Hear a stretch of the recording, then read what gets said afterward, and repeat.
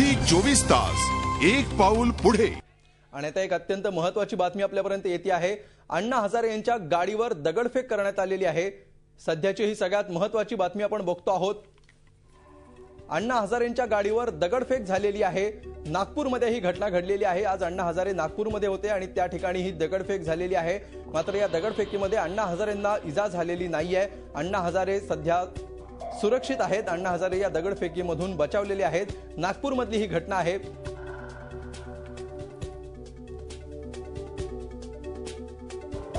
सध्याची ही breaking news. अण्णा हजारेंच्या गाडीवर दगडफेक झालेली आहे। नागपूरमधली ही घटना आहे। नागपूरमध्ये आज अण्णा हजारेंची सभा होती।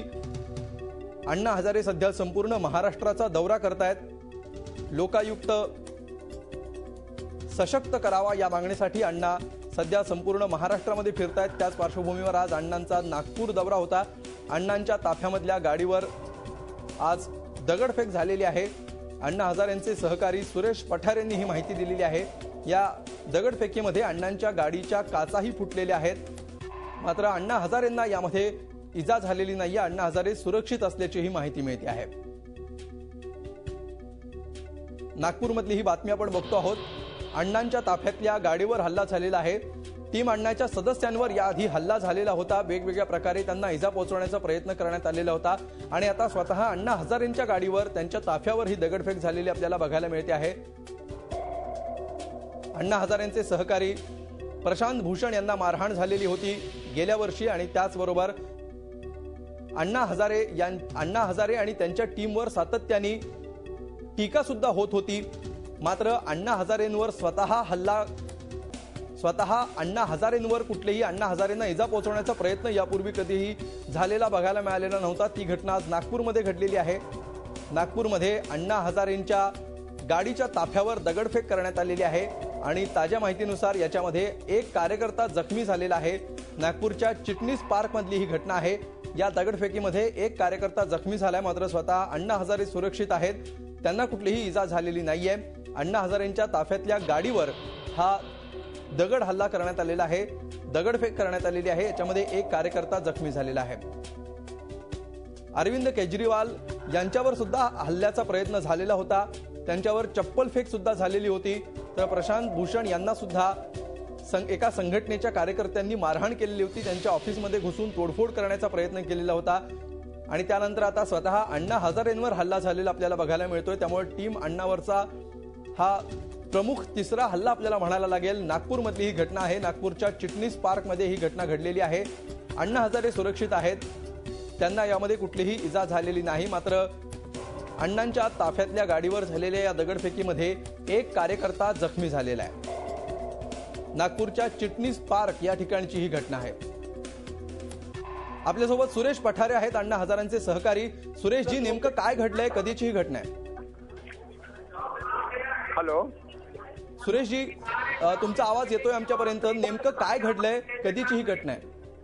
नाही, याच्यामध्ये काय झालंय की काँग्रेसच्या काही कार्यकर्त्यांनी अण्णांची जी ताफ्यातली गाडी आहे पुस्तक विक्रीसाठीची, जी नेहमी असते त्यांच्याबरोबर 1 मे पासून, आणि इतरत्र वेळेस अण्णाजी स्वतः वापरतात स्कॉर्पिओ गाडी, त्या गाडीवर यांनी काँग्रेसच्या कार्यकर्त्यांनी हल्ला केलेला आहे। हल्ल्यामागचं कारण अजून काय कळालेलं नाही।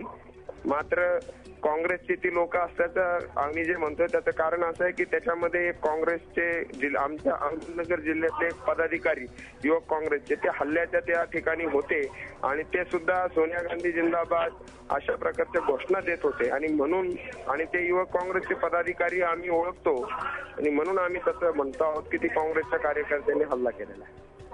अगदी काँग्रेसचे कार्यकर्ते असल्याचा तुमचा आरोप आहे। मात्र या सगळ्या पार्श्वभूमीवर नेमकं काय घडलं? ही घटना कधीची आहे त्याविषयी आम्हाला सांगा। नाही, ही घटना आता एक 15-20 मिनिटापूर्वी घडलेली आहे। याच्यामध्ये अजून माहिती घ्यायची आहे। पोलीस स्टेशनला आम्ही आता जात आहोत आणि त्याच्यावरून नक्की काय त्याच्या हल्ल्यामागचं कारण आहे ते समजू शकेल। सुरेशजी, याच्यापूर्वी सुद्धा टीम अण्णाच्या महत्वाच्या सदस्यांवर हल्ले झालेले होते। आता स्वतः अण्णा हजारेंवर हा हल्ला होऊ लागलेला आहे। काय यामागचं कारण वाटतं? मुळात असं आहे की सर्वप्रथम म्हणजे अण्णा या हल्ल्याच्या वेळेस गाडीमध्ये नव्हते सगळ्या तुमच्या माध्यमातून सगळ्या अण्णांच्यावर प्रेम करणाऱ्या सगळ्या जनतेला हे सांगू इच्छितो की अण्णा अत्यंत सुरक्षित आहेत. ते त्यावेळेस विश्रामगृहावर होते. हो. मात्र काँग्रेसचे कार्यकर्ते अशा प्रकारे सत्तेचा दुरुपयोग आणि सत्तेची जी मस्ती त्यांच्यामध्ये आहे ते अशा हल्ल्यामधून दाखवत असतात आणि आमचं कोणी काही वाकडं करणार नाही अशा प्रकारची त्यांची जी भावना आहे सत्तेमुळे किंवा यापूर्वी झालेल्या हल्ल्यांच्या बाबतीत कुठल्याही प्रकारची कारवाई न झाल्यामुळे अशा प्रकारचे वागणूक किंवा अशा प्रकारचं वर्तन ते करतायत. आता याच्या संबंधाने आम्ही पोलीस स्टेशनला जाऊन फिर्याद देणार आहोत. अगदी सुरेशजी, अण्णा हजारेंच्या या सभेमध्ये सोनिया गांधींविरोधातली पुस्तकं वाटण्यात आलेली होती, त्याचा हा परिणाम आहे असू शकेल असं तुम्हाला वाटतंय का? नाही, मुळात आम्ही आज दुपारी जी पत्रकार परिषद अण्णांची झाली त्याच्यामध्ये अण्णांनी अत्यंत स्पष्टपणे सांगितलं की अशा पद्धतीच्या पत्रक वाटण्याचा आणि आमचा काही संबंध नाही. आमची गाडी कधीही चेक करू शकता. अशा प्रकारची कुठल्याही प्रकारची पत्रकं आम्ही कधीही वाटलेली नाहीत किंवा अशी कोणती लोक तुम्ही आणून दाखवू शकता की ज्यांनी आमच्या गाडीतून ती केलेली आहे. अशा प्रकारची पत्रकं जर तिला कोणी वाटत असतील तर त्यांच्यावर कायदेशीर कारवाई करा अशी सुद्धा अण्णांनी पत्रकार परिषदेमध्ये मागणी केलेली आहे. त्याच्यामुळे त्या पत्रकाचा आणि आमचा तरी काही संबंध नाही आणि अशा याच्यातून जर त्या काँग्रेसच्या कार्यकर्त्यांनी असं केलं असेल तर ते त्याही पेक्षा दुर्दैव आहे. कुठल्याही घटनेची प्रकाराची पूर्ण माहिती न घेता असं सत्तेच्या मस्तीमुळे जर कोणी करणार असेल तर त्यांच्यावरही योग्य ती कारवाई व्हायला पाहिजे. अगदी, मात्र अजून काँग्रेसच्या कुठल्याही कार्यकर्त्यांनी या हल्ल्याची जबाबदारी स्वीकारलेली नाहीये. तुम्हाला कशावरून असं वाटतं की काँग्रेसनेच हा हल्ला केला असा? जबाबदारी स्वीकारण्याचा किंवा न घेण्याचा काही प्रश्न नाही, कारण हेमंत ओगले नावाचे अहमदनगर जिल्ह्याचे युवक काँग्रेसचे कार्यकर्ते त्या हल्ल्याच्या वेळेस तिथं होते आणि ते त्यांना चिथावणी देत होते. त्याच्यामुळे तो प्रश्नच नाही त्या संबंधाने. त्याच्यामुळे त्यांनी जबाबदारी घेतली काय नाही घेतली काय. अगदी सुरेशजी, आता तुमची काय भूमिका असणार आहे? एक कार्यकर्ता याच्यामध्ये जखमी झालेला आहे. कायदेशीररित्या फिर्याद दाखल करणार आहोत आणि अण्णांनी ज्या पद्धतीने काही सांगितले आदेश केले त्या पद्धतीने कारवाई. अगदी धन्यवाद सुरेशजी, झी 24 तासशी बोलल्याबद्दल. झी 24 तास, एक पाऊल पुढे.